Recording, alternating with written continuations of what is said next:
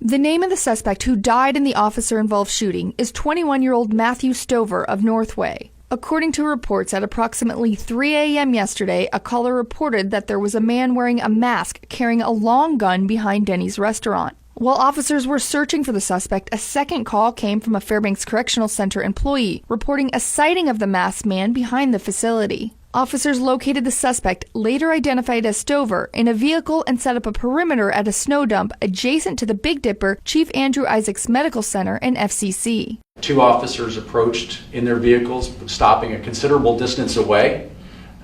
They activated their lights and made contact with the suspect over the PA.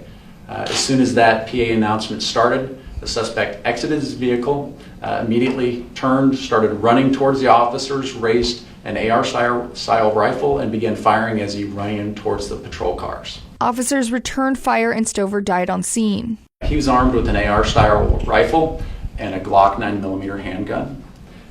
We've identified that he had numerous loaded magazines both on him and in his vehicle, as well as both for the rifle and the handgun, which accounted to about 400 rounds of ammunition.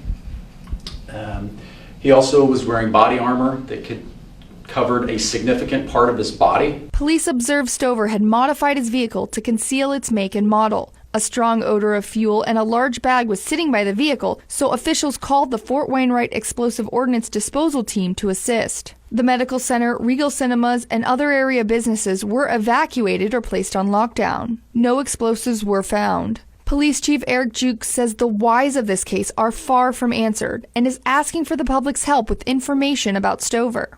People in this community or that are going to watch this may know Matthew Stover.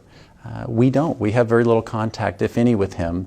And so we're trying to find out and piece together answers on how you go from very little contact in the criminal justice system to where we got yesterday morning.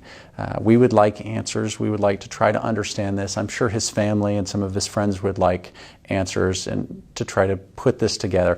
Sometimes you can never make sense of this, but every little bit helps. Sarah Dabowski reporting.